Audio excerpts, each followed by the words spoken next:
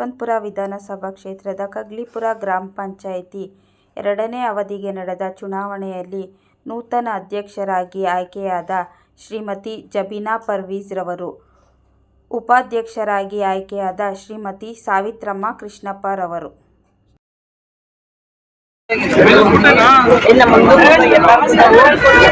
ಏನ್ ಸೇವೆ ಮಾಡಿದ್ದೀವಿ, ಇನ್ನ ತುಂಬಾ ಸೇವೆ ಮಾಡಕ್ಕೆ ಅವಕಾಶ ಮಾಡಿದ್ದಾರೆ. ಎಲ್ಲರಿಗೂ ಗ್ರಾಮ ಪಂಚಾಯತಿನ ಒಂದು ಮಾದರಿ ಪಂಚಾಯತಿ ಮಾಡಬೇಕನ್ನೋದಿದ್ದು ಈ 2 ವರ್ಷದಲ್ಲಿ ಸುಮಾರು ಕೆಲಸಗಳಾಗಿದೆ.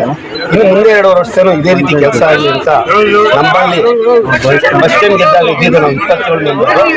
ಇವಾಗ ನಮ್ಗೆ ಇನ್ನೂ ಒಂದು 2 ಮೆಂಬರ್ ಜೊತೆ ಸೇರಿ 28 ಓಟ್ ಕೊಟ್ಟು ಒಳ್ಳೆ ಅಭಿವೃದ್ಧಿ ಮಾಡ್ತಾ ಇದ್ದಾರೆ. ಅಧ್ಯಕ್ಷ ಅವರೇ ಮುಂದುವರ್ಸ್ಕೊಂಡು ಹೋಗ್ಬೇಕು ಅಂತ ಹೇಳಿ ಉಪಾಧ್ಯಕ್ಷರನ್ನ ಚೇಂಜ್ ಮಾಡಿ ಬೇರೆ ಉಪಾಧ್ಯಕ್ಷ ಮಾಡಿ ಎಲ್ಲ ನಮ್ಮ ಸದಸ್ಯರು ನಮಗೆ ಸಾಥ್ ಕೊಟ್ಟು ಮಾಡಿದ್ದಾರೆ. ಅದ್ರ ಜೊತೆ ನನ್ನ ಅಣ್ಣ ತಮ್ಮದಿರಾದಂಥವ್ರು, ನಮಗೆ ಗುರುಗಳಾದಂಥ ಮತ್ತು ಎಸ್ ಟಿ ಸೋಮಶೇಖರ್ ಅವರು ನಮ್ಮ ಗುರುಗಳಾದಂಥವ್ರು ಎಲ್ಲ ಸಹಕಾರ ತುಂಬ ಕೊಟ್ಟಿದ್ದಾರೆ. ಅವ್ರ ಸಹಕಾರದಿಂದ ಪೂರ್ಣವಾಗಿ ಇನ್ನೂ 2 ವರ್ಷ ಪಂಚಾಯತಿ ನಾವು ಇದ್ದೀವಿ.